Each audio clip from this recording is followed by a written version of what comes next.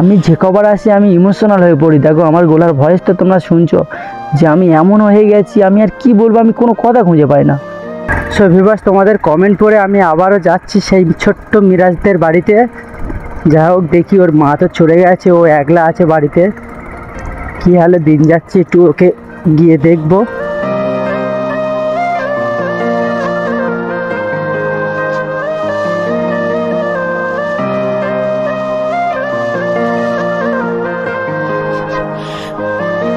মিরাজ, মিরাজ, এই তো ভালো আছো? কি করছিলে ঘরে? কি করছিলে? রান্না করছিলে? তবে তোমার মা নাকি তোমার কাকার বাড়ি খেতে বলেছে? তোমার কাকারা তোমার আজকে রান্না করতে বলেছে? কি অবস্থা! তা কি রান্না করছো? কি? আলু ভাত? কই চলো দেখি, আমি একটু দেখবো, চলো। আলু ভাতে রান্না করছে?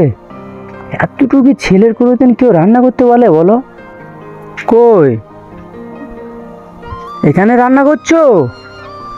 কি অবস্থা! ধোঁয়া হচ্ছে কেন এত? কি অবস্থা দেখো! ইস,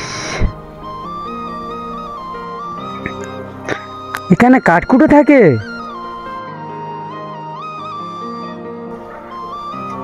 তুমি একলা কি করে রান্না করো আর খাও তুমি? হ্যাঁ, ধোঁয়া হচ্ছে, চুলে লিবে যাচ্ছে, ভেতরে ঢুকিয়ে দাও। হ্যাঁ, কি অবস্থা দেখো!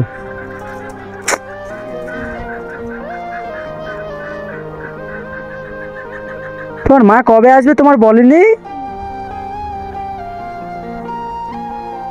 তোমার মা এখনো ফোন করেনি সেখান থেকে? ফোন করেনি? তুমি ধোঁয়ায় রান্না করছো কি করে, আমি সেটা তো ভাবছি। কি রান্না করছো দেখি? আলু?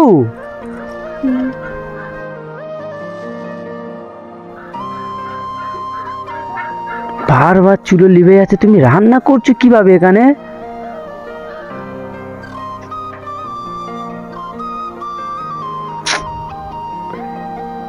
যে খবর আমি দেখি না, এত মায়া পড়ে যায় এর উপরে, কি বলবো তোমাদের। হাত ধুচ্ছ কেন? গরম পানি না? হ্যাঁ, পানি গরম হয়নি? দেখো এর কেমন মা, যে এত সুন্দর একটা ছেলে ঘরে রেখে দিয়ে চলে গেছে কাজে। তা কাজে গিয়েছো, তা একবার অন্তত ফোন করে তো এর খোঁজ খবর নেবে। কোনো খোঁজ খবর নেই, কবে আসবে কিছু বলে যায়নি এর কাছে। মানে এমনভাবে গেছে, বাড়িতে ওর কাকারা বললো যে আমাদের কাছে কিচ্ছু বলেনি, যে কাজে চলে গেছে। আর ছেলের অন্তত বলে যাবে তো যে আমি এতদিন বাদে আসবো, কবে আসবে না আসবে সেটা তো ছেলের বলে যাবে। ওর কাকাদের জিজ্ঞাসা করলুম, ওর কাকারা বললো শুধু আমাদের কাছে বলেছে যে দুমুঠো মানে দুবেলা খাওয়া দিতে মিরাজের, আর কিছু বলে যায়নি। চাল টাল সব নাকি ওদের কাকাদের বাড়ি দিয়ে এসছে। কি অবস্থা দেখো! আর ওর কাকারা একদিন খেয়ে তার পরের দিনকে রান্না করে নিজেই খেতে বলছে। আর সেই একটা আলু নিয়ে আর গোটা কত চাল নিয়ে চুলোর পাশে এসে রান্না করছে। কি ধোঁয়া হচ্ছিল! আমি এসছি একটু এই চুলোটা লেই বেঁধে এর সাথে একটু কথা বলছি, না হলে আমি তো এখানে বসে থাকতে পারতাম না। যাও গে আবু, চলো তোমার ঘরটা একটু দেখে আসবো, চলো চলো দেখি। তোর ঘরটা দেখা হয়নি, ঘরের ভিতরটা। এগুলো কি? কাঠকুটো? কি অবস্থা! এখানে থাকো তুমি? ভিতরে? ভিতরে এত নোংরা কেন? খেলা করো? কি খেলা করো ভেতরে?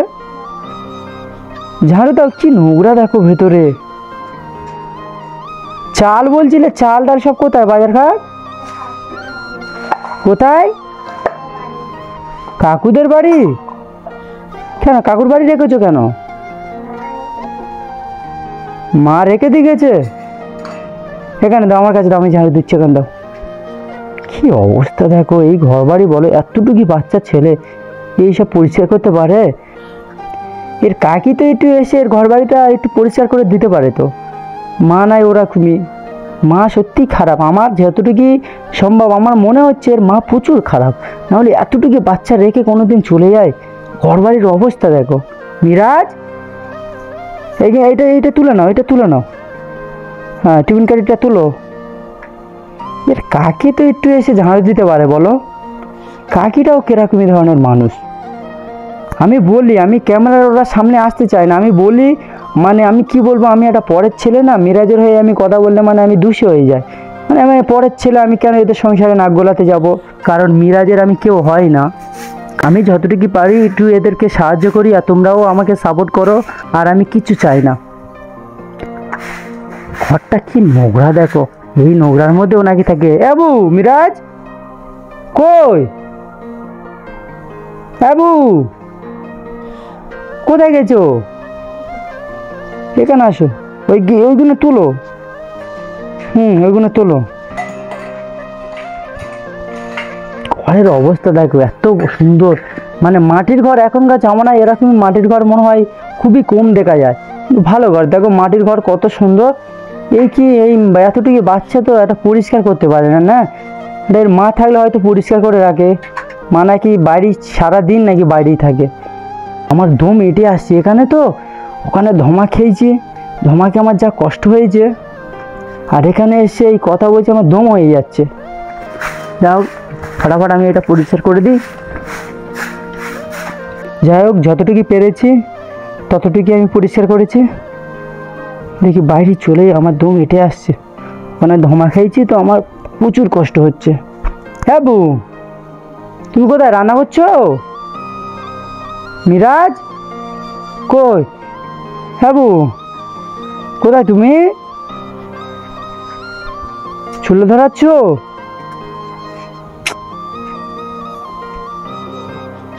কি অবস্থা! রান্না হয়েছে?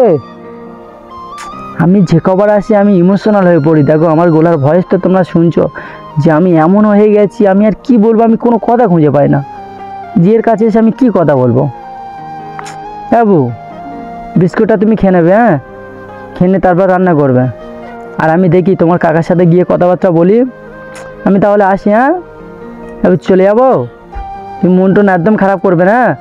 তোমার তো আমি আছি, আমি বারবার তো আসছি। বলো এই পর্যন্ত কবার আসা হয়ে গেছে বলো তো? কবার এসছি বলো? তোমার মনে আছে? মনে আছে? আমি যখন আসি তোমার জন্য কিছু নিয়ে আসি তো, আনি তো। আর আজকে তোমার টাকা দিলাম না, কারণ তুমি ছোট্ট আছো। এত টাকা নিয়ে তুমি কি করবে? তোমার আগে টাকাগুলো আছে তো? আছে? সব টাকা আছে না কিছু খাবার খেয়েছো? আমার দি তাকাও, এই দি তাকাও। সব টাকা আছে না কিছু খাবার খেয়েছো? খাবার খেয়েছিলে? আচ্ছা, ওই টাকা নিয়ে শুধু খাবার খাবে? হ্যাঁ, যখন মনে হবে খাবার খাবে। আর তোমার কাকারা যদি চাই দেবে না, তোমাদের কাকাদের জানাবে না যে আমার কাছে টাকা আছে। ঠিক আছে? তাহলে তুমি রান্নাবাড়া করো, আমি চলে যাই। আমার দিকে তাকাও, তাহলে রান্নাবাড়া করো। ভালো থাকবে। হ্যাঁ, আসি তাহলে, যাই। চলো, আমি তাহলে আসি। হ্যাঁ, তুমি রান্না করো। রান্না করবে না? কোথায় যাচ্ছ? আমার এগিয়ে দিতে? ও বাবা, কত সুন্দর বাচ্চা। দেখো আমার নাকি এগিয়ে দিতে আসছে। আসছে তাহলে। আর শোনো, আমি তোমার একটা কথা বলছি, শোনো। কোনোদিন তুমি মন খারাপ করবে না। তুমি সবসময় ভাববে এই একটা ভাই তোমার সাথে আছে। হ্যাঁ, ঠিক আছে? আমাদের তাকাও, মন খারাপ করবে না, আর কান্নাকাটি একদম করবে না। আমি প্রায় সময় আসবো। আমি একদিন বাদে হোক, 10 দিন বাদে হোক, 1 সপ্তাহ বাদে হোক, আমি আসবো। এসে তোমার খোঁজ খবর সব নেবো। ঠিক আছে? আর আমি তোমার মানুষ সাহায্য করছি। কিছু লোক 1 টাকা, 2 টাকা, 5 টাকা, 10 টাকা করে, 100 টাকা, যে যেমন পাচ্ছে সাহায্য করছে। এই সাহায্যের টাকা আমার কাছে এখন আছে। সেই টাকা আমি তোমার একটা দোকান করে দিতে চাই। সো গাইস, আমি তোমাদের কাছে একটাই রিকোয়েস্ট করব, যদি পারো একে একটু সাহায্য করো। 1 টাকা, 2 টাকা, যে যেমন পারো সাহায্য করো। আমি বারবার বলেছি, আগের ভিডিওতে বলেছি, এই ভিডিওতেও বলছি। কারণ এদের এই অবস্থা দেখে না আমার খুবই খেয়াল লাগে, খুবই, মানে এত কষ্ট হয় তোমাদেরকে কি বলবো। যাই হোক যাবো, আমি তাহলে আসি। হ্যাঁ, আবার আমি আসবো, কিন্তু তখন আমি অনেক খাবার নিয়ে আসবো। ঠিক আছে? আর কিছু জামা প্যান্টও কিনে নিয়ে আসবো। এই যে একটাই জামা প্যান্ট তুমি পরছো, আগে জামা প্যান্ট কী করেছো? নতুন জামা প্যান্ট ঘরে আছে, মানে নতুন বলে পরোনি? আচ্ছা, আমি তোমার পরন্ত জামা প্যান্ট আরও কিছু কিনে নিয়ে আসবো। হ্যাঁ, জামা প্যান্ট গেঞ্জি কিছু আমি কিনে নিয়ে আসবো এরপরে যখন আসবো। ঠিক আছে? এবার তাহলে আমি আসি। হ্যাঁ, ঠিক আছে, ভালো থাকবে। হ্যাঁ। মানে কি বলবো বলো তো, আমি মিরাজদের বাড়ি যখন আসি না আমি ইমোশনাল হয়ে পড়ি। উফ, খুবই কষ্ট হয়, এত ধোঁয়া খেয়েছি না, মানে চুলের পাশে গিয়েছি এত ধোঁয়া হচ্ছে তোমাদেরকে কি বলবো।